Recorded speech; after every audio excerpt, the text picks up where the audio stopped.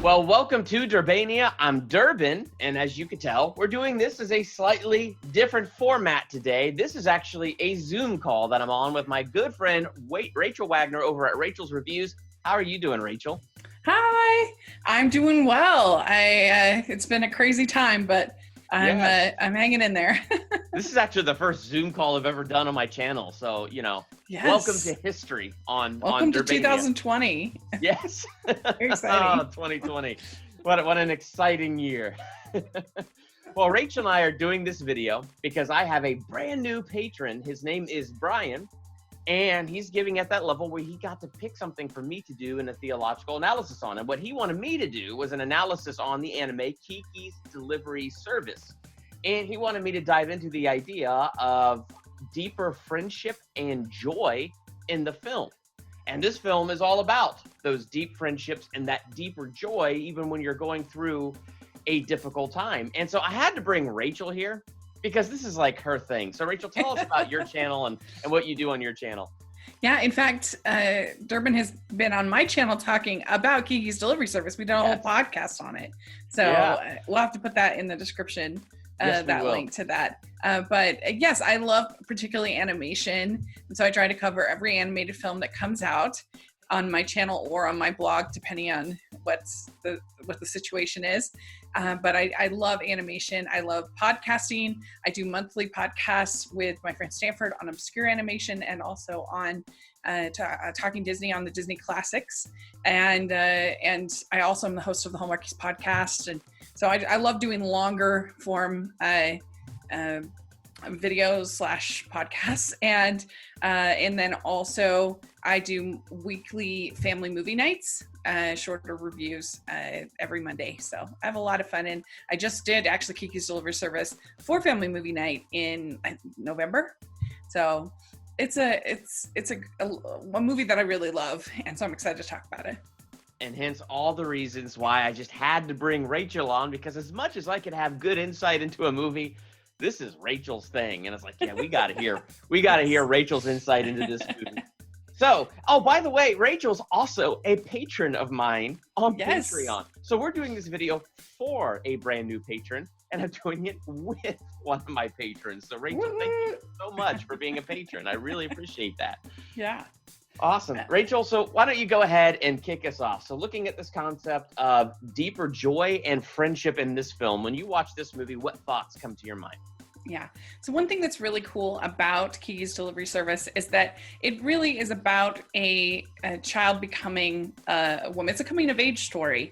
And they just have it through this lens of this little girl who, as a 13-year-old, gets to basically be on her own. And as part of this world of the witches in her world, then you have to spend a year on your own trying to kind of find out who you are, but she has to get a job, she has to do all these different things. The whole like being a witch thing is really only important as far as her learning to fly. Like there's really no it's not like a witch movie, but anyway. And talking to her cat Gigi, that's important. Yeah. Right, Gigi? Your room is nice, but let's take your mother's. You're no help. Talking to her cat. And the movie is really, at its core, is about the transformation from childhood to adulthood, and the things you lose in that transformation, but also the things you gain, and how your loved ones and your family can help you through that transition. And really, like any difficult part in life. And one thing I really appreciate about the director, Hayao Miyazaki, is that he is very honest with his characters. He allows Kiki to be really sad, to just flop on the bed and be kind of empty for quite a long time. And I don't think enough films kind of talk about those types of feelings and experiences that, especially as you're transitioning from being a child to being a young adult, that we don't talk about those experiences enough. We want young people to be always happy all the time, and the fact that Kiki is so honest with her feelings and her expressions, and the movie honors that, I think makes it very, very special. And she keeps kind of losing things and she doesn't understand why, including her ability to fly, including her ability to talk to her cat, and all those things that we do lose when we stop being a child, and how it's sad. But as we make that transition, the things that we do gain and things we learn. And I love Kiki as a character, because I think she is so honest with her emotions, and it makes her very appealing. And as she is able to kind of come out of this, it gives you hope that when you're in those times when you're flopping on the bed and you don't feel like you can go on, that you also can, like Kiki, save the day in the end of the film. So I really do love it. I think it's such a sweet, funny, emotionally true film. Yep. I the first time I saw this movie, how many years ago did you and I do that podcast? Was that like 4 or 5 years ago or something? Yeah, it was a while. It was at least 2018. I'll have to check. Yeah, but I remember that was the first time I had ever seen this movie, and I didn't think I was gonna like it, and I was surprised by how much I liked it. Yeah. And however many years ago it was, I forgot about it. And so when Brian gives me this request, I'm like, oh, I remember really enjoying that. I couldn't believe how much I actually forgot, which in this case was positive for me, because it was like watching it again for the first time. Like, there was stuff I was remembering and I was excited to see again. There was stuff I completely forgot about. And now I own it, because the only way I could actually download it digitally was to own it. So now I could go back to it whenever I want to. But this time, something that actually kind of made me sad when the movie ended, like, it has by the way, spoiler talk, very cool at the end that she got her power and was able to fly and saved her friend Tombo. But the late, great Phil Hartman did the English dub over the cat, and the cat was probably my favorite character. The fact that once she lost the ability to hear Gigi speak and the end credits happened and I still didn't hear Phil Hartman's voice again, I was really sad. I wanted to hear Gigi talk again. I mean, what are your thoughts on the fact that we never even hear Gigi again? I think that is, like I said, sort of symbolic of the things that we lose in childhood. And you just hope that no child is forced to lose those things too early. Yes. That's the real tragedy. Yeah. When the imagination, I think of it as that when I think back to the innocence of childhood, I think back to just a sort of a sensation of twirling and dancing around the room and that kind of a thing. And there's like a moment, I feel like, in almost every person where it's like, oh, that's dumb to twirl. That's silly to twirl. Why do I do that? And that's the same thing that happened to Kiki, because all of a sudden she's told by all these people, these other kids, that she looks stupid, that that she's not attractive in her dress, that she doesn't look good, and all that stuff gets to her, and she loses that innocence that she had. Yeah. So that's something I definitely think about, in that certainly if I was ever a parent, that's something I would just want to not that you should like overly shelter your kids, I guess, but like I think that you kind of do need to protect them and protect that innocence as long as you possibly can. Yeah. When I was watching it this time, what really stood out to me is, you see her at the beginning of this movie, and it opens with her excitement that it's going to be a full moon. And so she's deciding this is the night she's going to go on her quest, so to speak, to spend that year alone and develop her magical skills and kind of come into her own, that time of being 13 and in a sense becoming an adult.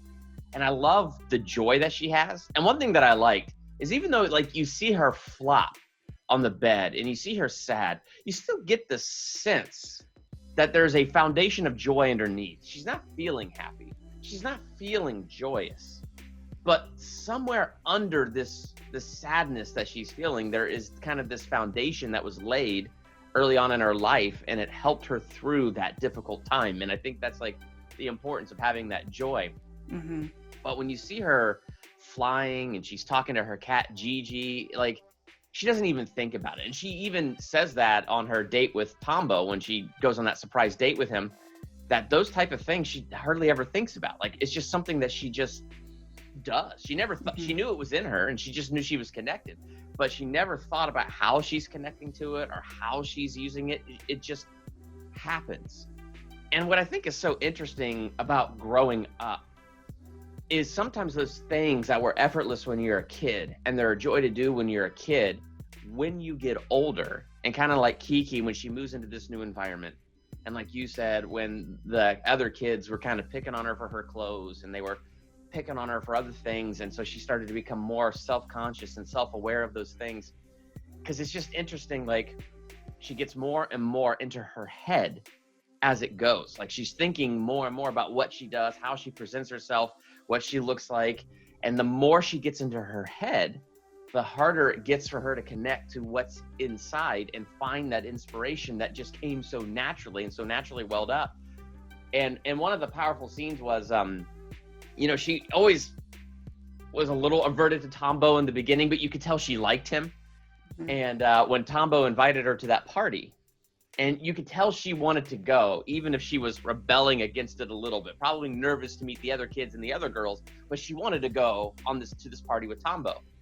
And the delivery service was fun for her because flying is such a natural thing for her, such an easy thing for her to do. And so like, she's really enjoying it. But now something that she really enjoys is going to cost her something she really wanted to do. And so she goes to this two friendly old ladies' house to deliver the food, and the oven doesn't work. So she decides to help, with the actual stove and stoke the fire. While they're waiting for the fire, she decides to help around the house. So she's being super nice, but all of a sudden it's taking up all of this time. And then she didn't realize that clock was, slow? It was off. It wasn't the right time. And so she was really going to miss this party. And then she takes the food to deliver it and delivers it through this storm, gets it to the granddaughter's house, and the granddaughter is super ungrateful. I hate Grandma's stupid pies. Like our Sunday devotional talk we just did about gratefulness. So here she is, grateful to have a job, grateful to meet these old ladies, and then meets this incredibly grumpy, ungrateful person. And I feel like that was almost the straw that broke the camel's back, because she flies back, misses Tombo's party. Tombo walks away kind of hurt, and she just flops on the bed and then is like bone sick the next day, thinking she's dying. But it's like right after that, she can't talk to her cat anymore. Right after that, flying takes all of this effort. And it's funny because I thought about myself in YouTube for a second there, because when I started YouTube, I did it as a joy and it was fun. And then there came a time when the thing that was joy and fun became work. And sometimes when that thing that is joyous and fun becomes work, something changes and you got to figure out, okay, what was my inspiration for doing this to begin with? And what I loved about the deeper friendships in this is like, especially Ursula. What I loved about Ursula is she's an artist. So I also connected with her because I've always been drawn to that world more than any other world. The fact that she's an artist and talking about finding that inspiration again, she goes, oh, there was a time when I just couldn't paint anymore. But it's because I had to find the real inspiration. Well, see, that's what I think is really cool about this movie is that she does get this momentary rejection from these other people her age, but she finds all of these friends in all of these unlikely places. Yeah. She's friends with the old women, snarky as they are. She's friends with Tombo. She's friends with the baker and that allows her to stay there. And then with Ursula in particular, because on the surface it seems like what could they have in common? But it turns out that Ursula can totally relate to what Kiki's going through, because she basically translates it into artist block. Yeah. When she is just not having that inspiration that she normally has. And so she's able to help Kiki to realize that there is hope out of this sort of tunnel of depression basically that she's in. And when you're in that tunnel, it's really, really hard to see a way out. Yeah. And it's when you feel like empty. And I think that she's able to give Kiki some hope. That same spirit is what makes me paint and makes your friend bake. But we each need to find our own inspiration, Kiki. And I think that is something really important, that we don't just sort of think these are the two types of people that I can be friends with, right? When really, like, you should be able to be friends with old people, with young people, with people from all different, you could be able to be friends with anybody, and that will add so much to your life, and you never know when that person's skills and life experience will be just what you need to get through a particular part of your life.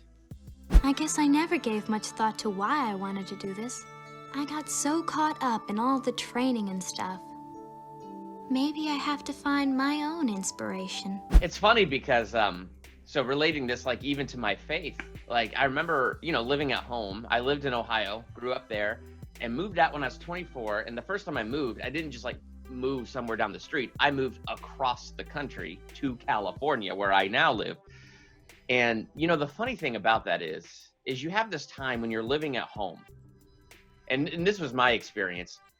My faith was my own, but, I wasn't striking out on my own, where I really had to step out in my faith, where things about my faith had to become real, like believing God provides. Well, of course God provides. I live at home with my parents still. But then that moment comes where you grow up. Yeah. And I moved across the country, and my support system was super far away. Just suddenly, like Kiki. Yes. And suddenly it had to become the most real thing in the world to me, those Bible verses I grew up with, that he will supply all of my needs. And sometimes you go through those moments of doubt because suddenly everything has changed and everything's different.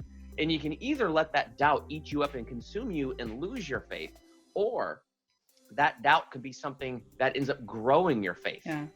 Because you could be like, okay, no, I'm in a different experience right now. And this different experience requires me to truly believe what I've always believed. And it requires me to truly step out in that belief. And kind of like Kiki, she had that firm foundation of joy because of her parents. You tell she had great parents, and so did I. And so because my parents gave me a firm foundation in my faith, even in those moments where it was really hard stepping out on my own, those moments where it was really hard to take those verses, God supplies my needs and God will never leave me or forsake me, once I started to really apply them in my real life, growing up, striking out on my own, suddenly it becomes more real to me than it ever was in my life. So it's amazing how God can take those challenges and transform them. So instead of becoming things that defeat you and hold you down, they become things that cause you to excel. And look at Kiki. She had the right friends in her life at the right time, including Ursula, the artist, who was able to understand what she was going through. And then all of a sudden, Tombo's in trouble at the end with the whole thing with the dirigible, and she found it in her heart to fly. She found that connection because of her love for her friend. She was able to connect. She was able to fly, and for all intents and purposes, become a superhero. So her magic, her power, became more real to her in that moment than it ever was even in her childhood. Mm-hmm. So I hate the fact that she didn't talk to Gigi anymore at the end of this movie, but at the same token, her magic has now become more real to her than it ever was. Yeah. And I think we need that with our faith, like especially as we have that relationship with Jesus. It really is about letting that become more real to us than it ever has been. And when things get hard, that's not the time to doubt or throw it away. That's the time to hold on to Jesus all the more, because he will bring us through the tunnel. He will. And when we come out on the other side, we'll be stronger in him, and it'll be more real than it was before. Plus, she will be so ready to support the next person who's doing their year, the next person that she meets. She will be such an incredible ally for them. And and in a way, I kind of think it is sad that she can't talk to Gigi anymore. But on the other hand, she has now, does she really need him anymore? Like she has, it's this great metaphor of growing up, because she has this support system that she has now realized that she has, and the strength that I don't know if she needs that anymore. And it kind of reminded me of I host on Hallmark's podcast. We have a series called the Francast, where we're talking about the show The Nanny. Yep. And in one of the episodes, the little girl has this imaginary friend, and she accuses Fran of eating her imaginary friend. And it's a funny episode. And when they finally get down to it, they realize that she doesn't need the imaginary friend anymore, because she has Fran, and she has this love this person who loves her, and she doesn't have that loneliness, so she's transitioned out of that. And it's kind of the same idea in a way, that she doesn't really need that companionship of Gigi anymore, because she has this great network to kind of help her and support her. And I just love the fact that a little kid, because there's something real about the loneliness of childhood. That is a thing. And I love the fact that if a child is feeling lonely, she could watch Kiki, relate to her, relate to how she's feeling. I just feel like very rarely are films this honest about mental health and about loneliness, and really show how you can dig your way out of it, and are just like really honest with children. So I think that's what's great about this. Plus the animation is just beautiful. It is. The way that particularly show the flying, I think, is so great. You really feels like we hear the you know, the sound design is great, and it's just so cute, and Kiki's so cute, and I really enjoy it, even just on those levels as well. Yeah, no, it's really cool. And like I said, one of the things that I'm watching it, and it's taking me back, because you know, when I moved out and moved to California, it was scary, but just like Kiki coincidentally found her support system, God put me in a place to have my support. Like, I had an aunt and uncle in Southern California that were a major help to me. I met my wife within 3 months of moving to California, and then her family became a major source of a support system. It's amazing how it seems that the right people come into your life at those right times. So yeah, in some ways we do feel that loneliness, because it's just hard. It's a new season of life. Things are changing. So yes, there is going to be that sense of loneliness, but it's amazing how those right people seem to be there at the right time to be that support system. And for me, I look at that and go, that ain't coincidence. That's how God, in ways that we don't even see or recognize, maybe until later, maybe until hindsight, but how God set things up so that we would be taken care of, and our faith could grow and develop, and we can step into our own ourselves with our faith. And now that network has just expanded by leaps and miles. Yes. It's pretty amazing, because I was actually looking, so we did our podcast in 2016.